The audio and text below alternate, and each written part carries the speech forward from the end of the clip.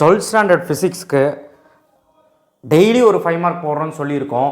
So public exam 5 mark இதெல்லாம் miss பண்ணிடாதீங்க. இந்த கிராஷ் சீரீஸை மேக்ஸை விட இது ரொம்ப முக்கியம். மேக்ஸாவது சாப்டர் வாரியாக போயிட்டுருக்கேன், இதெல்லாம் கன்ஃபார்மாக வர 5 மார்க் நடத்திட்டு இருக்கேன்.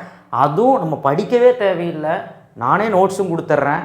இதுதான் அதோட ஸ்பெஷாலிட்டி. ஸோ கண்டிப்பாக கவனிச்சிங்கனாலே நீங்கள் தியரி நீங்களே எழுதிடலாம்.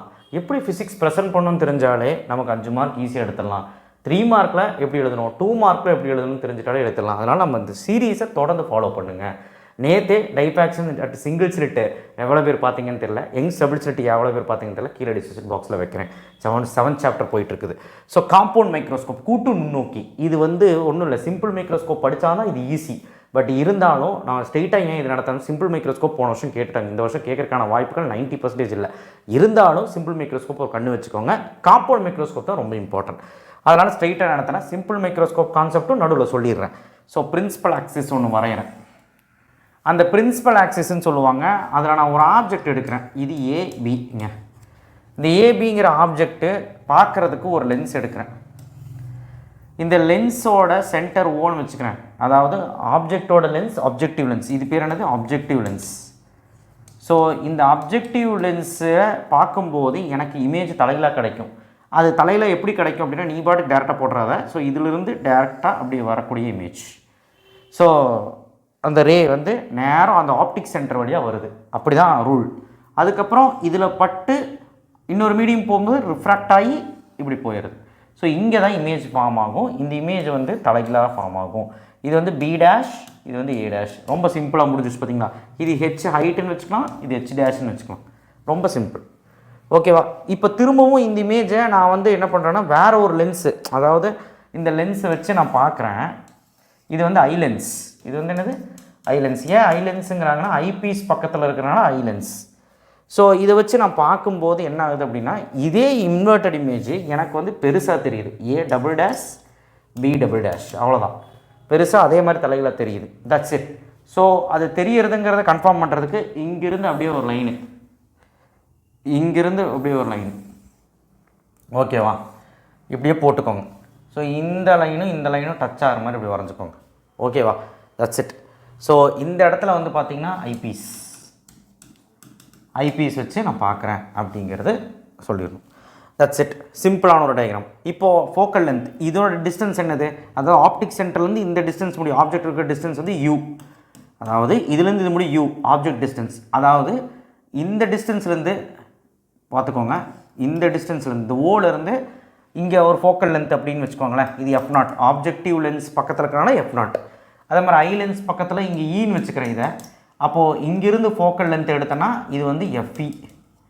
அப்போ F0க்கும் FEக்கு உள்ள distance L. It is nothing but and length of the tube length. Tube லென்த்துன்னு சொல்லலாம், இல்லைனா லென்த்துன்னு சொல்லலாம்.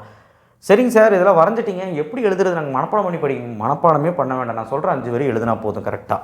சரிங்களா, கரெக்டாக 5 வரி எழுதுனா போதும். என்னென்ன வரி அப்படின்னு நான் திரும்ப சொல்கிறேன். சரியா. Let us consider AB is an object.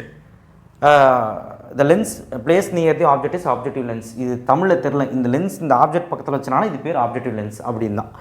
So அடுத்தது ஐ லென்ஸ், ஐபீஸுக்கு பக்கத்தில் வச்சனால ஐ லென்ஸ். அவ்வளோதான், 2 லைன் முடிஞ்சா. அதுக்கப்புறம் the image formed A dash and B dashes எப்படி இருக்கும் சொல்லுங்கள். இன்வெர்ட்டடாக இருக்குது, தலையில் இருக்குது, எல்லா விர்ச்சுவலாக இருக்குது, எரெக்டாக இருக்குது. ஃபைனல் இமேஜ் எப்படி ஃபார்ம் ஆகுதுன்னு சொல்லிடுங்க. என்லார்ஜாக இருக்குது, விர்ச்சுவலாக இருக்குது, எரெக்டாக இருக்குது அப்படின்னு சொல்லிடுங்க. சரியா. ஸோ ஃபைனல் இமேஜ் எதில் கிடைக்கும், ஐபீஸில் கிடைக்கும் அப்படின்னு சொல்லிடுங்க. முடிஞ்சு. யூனா என்ன, எல்னா என்ன, F0னா என்ன, F-னா F0 தான் focal length of the object lens. FEனா ஆப்ஜெக்ட் லென்ஸ்லேருந்து ஃபோக்கல் லென்த். எல்லுங்கிறது distance between F0 and FE or length of the tube. யூனா ஆப்ஜெக்ட் டிஸ்டன்ஸ். இது எல்லாமே ஃபஸ்ட்டு எழுதினாலும் சரி, இந்த நாளை பற்றி டெரிவேஷனுக்குள்ளே எழுதினாலும் சரி. ஸோ ஒரு 5 லைன் எழுதினா போதும். எழுதிக்கிட்டு மெக்னிஃபிகேஷன் கண்டுபிடிக்க போகிறேன். எவ்வளோ மெக்னிஃபிகேஷனில் துல்லியமாக இந்த ஆப்ஜெக்ட் தெரியுதுன்னு பார்க்கணும், அதுக்கு மெக்னிஃபிகேஷன் கண்டுபிடிக்க போகிறேன். மேக்னிஃபிகேஷன். ஓகேவா. மெக்னிஃபிகேஷன் கண்டுபிடிக்கணும்னா நமக்கு ஒரு ஃபார்முலா இருக்குது. லேட்டரல் மெக்னிஃபிகேஷன் ஃபார்முலா என்ன, M = H'/H. நல்லாவே தெரியும் இல்லையா. அப்போது இந்த லென்ஸோட மெக்னிஃபிகேஷன் தான் கண்டுபிடிக்க போகிறோம். அதனால் M0. ஸோ அப்போது tan பீட்டா போடுறேன். அது என்ன சார் tan பீட்டா, இங்கே ஒரு ட்ரையாங்கிள் மேக் பண்ணிக்கிறேன். இது ஒரு ட்ரையாங்கிள், இது ஒரு ரைட் ஆங்கிள் ட்ரையாங்கிள். ஸோ இது பார்த்திங்கன்னா இது பீட்டான்னு வச்சுக்கிறேன், இதுவும் பீட்டான்னு வச்சுக்கிறேன். அப்போ இது ஒரு ட்ரையாங்கிள், ஏன் இதெல்லாம் கண்டுபிடிக்கணும்னா நான் வந்து என்ன கண்டுபிடிக்க போகிறேன் அப்படின்னா டோட்டல் மேக்னிஃபிகேஷன் அதுக்காக. ஸோ இந்த ட்ரையாங்கிளில் ஹைட்டு டிஸ்டன்ஸ் இருக்குது. அப்போ tan பீட்டா, டேனுங்கிறது சின்ன ஆங்கிள். அப்போ டேனுக்கு அதாவது ஆப்போசிட் பை அட்ஜஸ்ட் தான் டேன். ஆப்போசிட்டுங்கிறது என்னது, ஆங்கிளுக்கு ஆப்போசிட் என்னது ஹெச் டேஸ், ஆங்கிளுக்கு ஆப்போசிட் என்னது ஹெச் டேஸ்,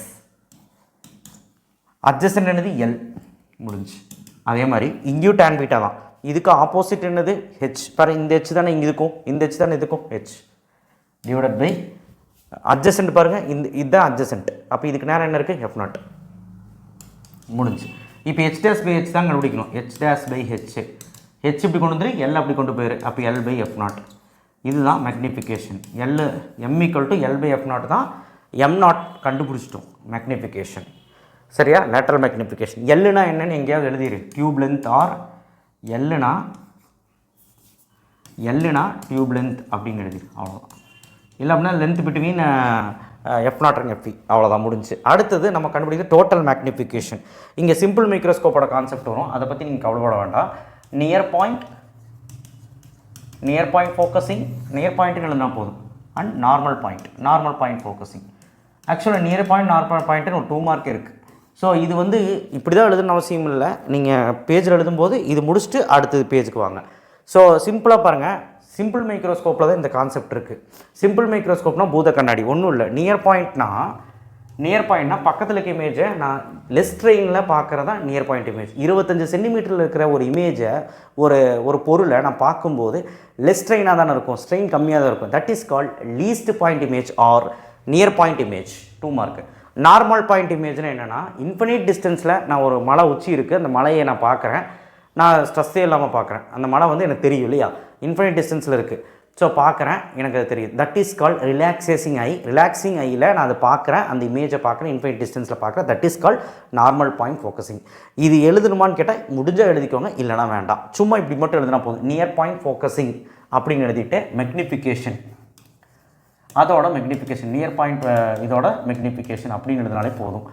மேக்னிஃபிகேஷன் என்னென்னா அப்படின்னா, நம்ம சிம்பிள் மைக்ரோஸ்கோப்லேருந்து எடுக்கப்பட்டது. நீங்கள் சொல்லுங்கள், இங்கே ஒரு லென்ஸ் இருந்துச்சு, இங்கே ஒரு லென்ஸ் இருந்துச்சு காம்பவுண்ட் மைக்ரோஸ்கோப்பில். ஸோ இது வந்து ஐபீஸ் லென்ஸ், கரெக்டாக?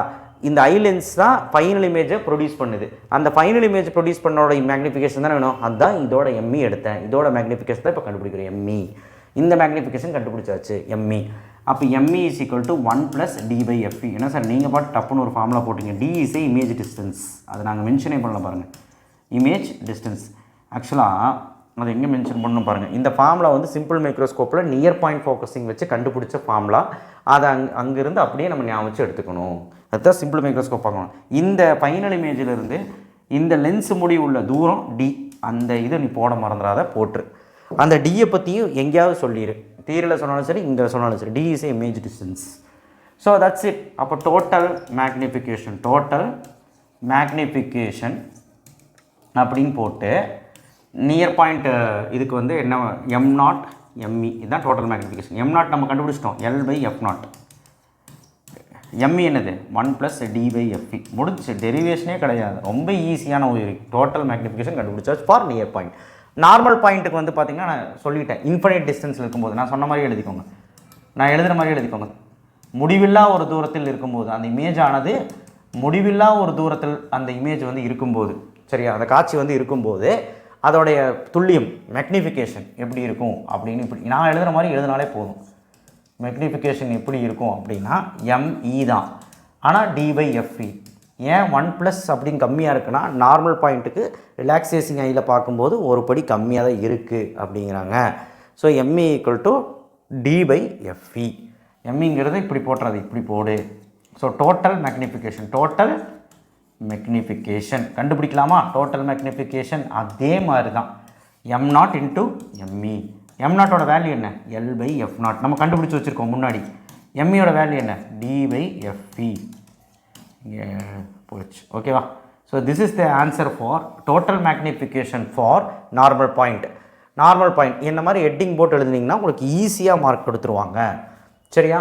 இந்த M0ஓட வேல்யூ L/F0 இங்கே கண்டுபிடிச்சிருக்கோம், அதை தாங்க.